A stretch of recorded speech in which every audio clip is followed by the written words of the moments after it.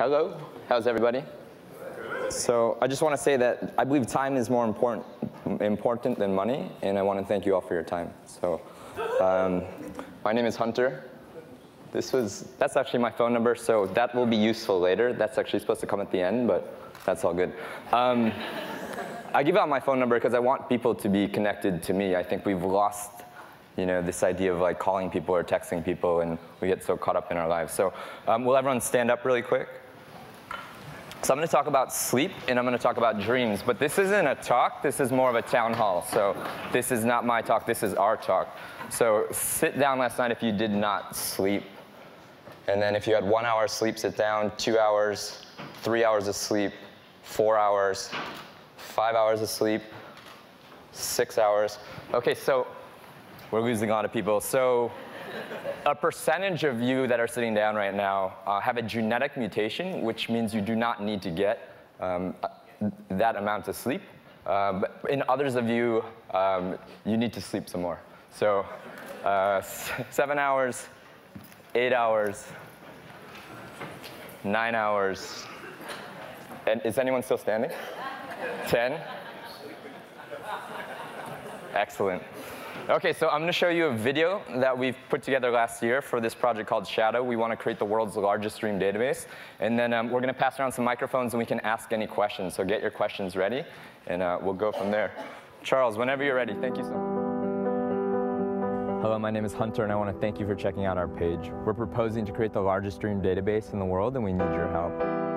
I've always been blown away by the concept of dreaming, the idea that for 1/3 of our lives, our bodies are suspended and our unconscious minds are free from the limits of reality. Sadly, about 95% of all dreams fade away before you even leave the bed. Now imagine a world where we can create a space for dreams to self-organize and give us real information about our consciousness. You know, that voice in your head that lets you know you exist. We've created Shadow as a way to participate and accelerate evolution. We're going to pick up where Freud and Jung left off and leverage the 50+ years of innovation that's put rovers on Mars and supercomputers in our pockets. We will start with a mobile application that helps you remember and record your dreams.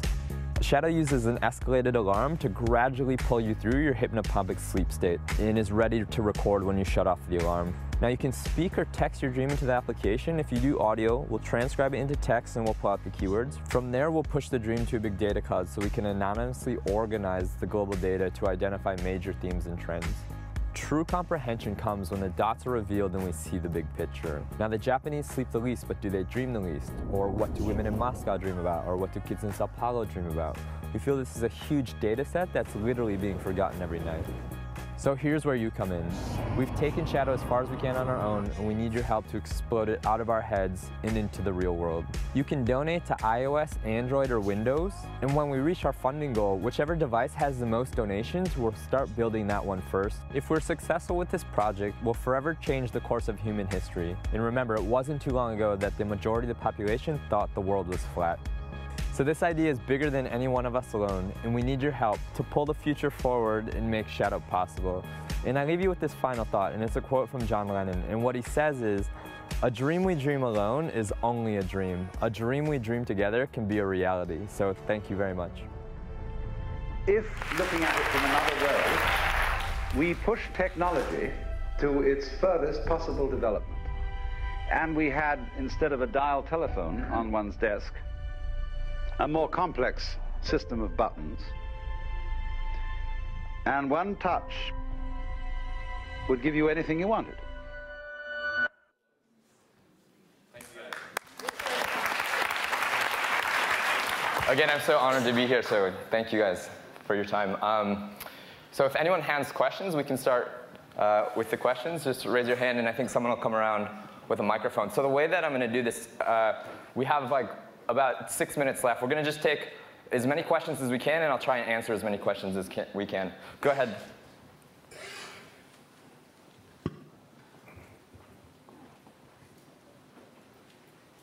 Hi, I'm curious about the name Shadow. What? Oh, sure. What is your name? My name is Maureen Egan. Hey, Maureen. Thank you. So Shadow came from Carl Jung, and Carl Jung had this concept called shadow theory, and he said that we project parts of ourselves onto other people, but we don't see them because they're hidden in our shadow. So shadow is really this concept to, instead of projecting that stuff onto someone else, project that into an application, project that into a non-animate device that can start to organize all that data and start to give you real information about yourself, help you understand yourself. So it's really from Jung, who I think was an amazing psychologist. Could you say your name so then other people can ask you later if they want to continue the conversation? My name's Holly. Hey, Holly. Hi. What analytical tools are you using to take the keywords, and how does it work exactly? Yeah, so you can speak or text your dream in the application. If you do the audio, we're using natural or speech-to-text translation. So we're using Nuance, which is the same company that powers Siri. And so we can do speech-to-text in 80 languages. And so from there, we're pulling out the keywords using natural language processing, and then we're using name entity recognition and disambiguation to then start to cluster different entity types together. We can go more in depth later if you'd like to. Yes? Hi, this is Mark. Why is it that we can't remember many of our dreams, or we kind of go through phases where we seem to, or at least I do, can remember dreams for a while, and then certain periods I can't? Yeah, so I can answer that in a couple ways. Different emotional things that happen in your life peak dreaming and don't, and then I think it's about being conscious and aware. So it's like doing yoga. If you've never done that much yoga, you wouldn't be really good at it the first time, but if you continue to do it, you just get better over practice.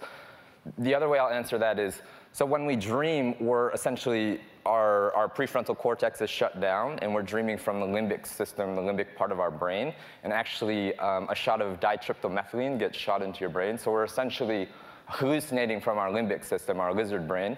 And when we're coming out, which is called your hypnopompic sleep state, you have a very short window to record the dream before it's gone forever.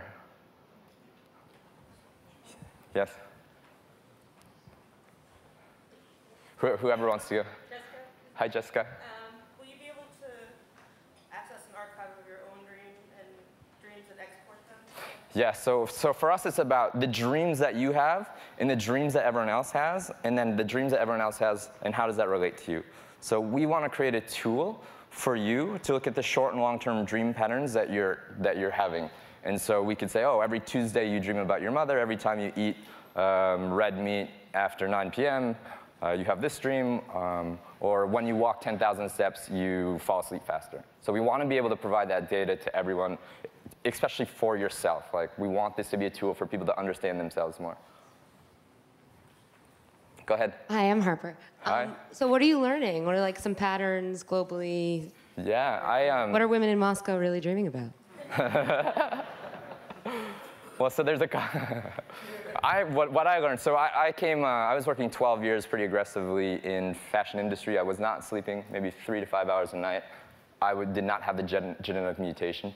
So I was really kind of burning the candle like at both ends.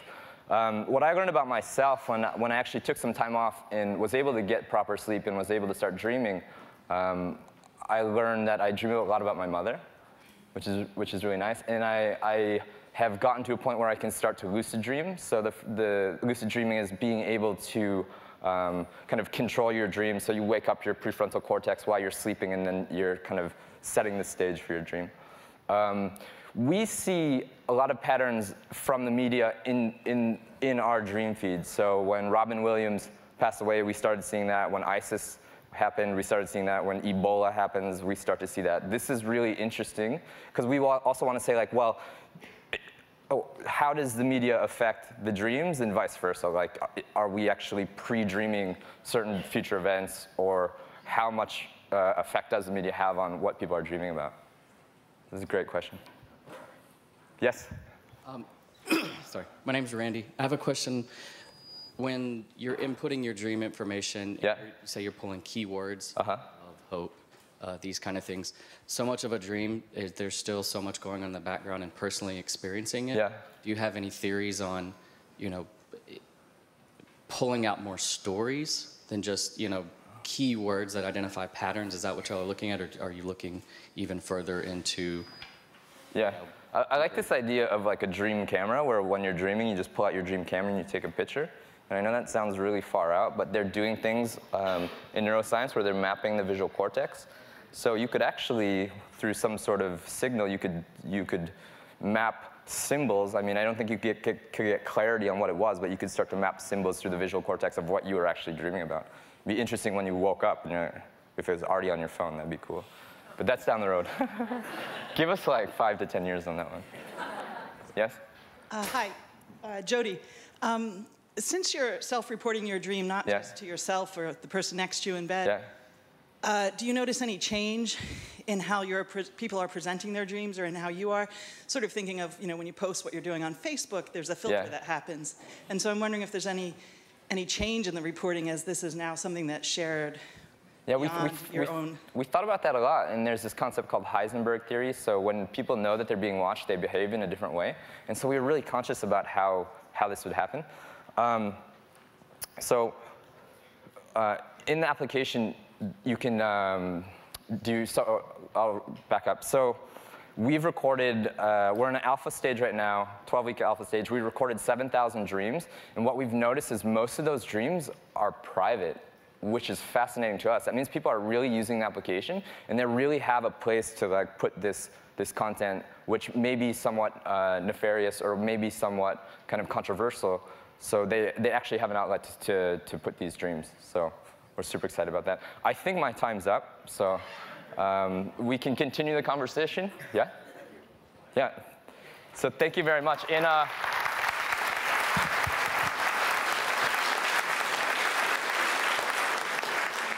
If you text me, I can send you the application. We're in alpha now, but just shoot me a text, and I'll send it to you. Thank you, guys.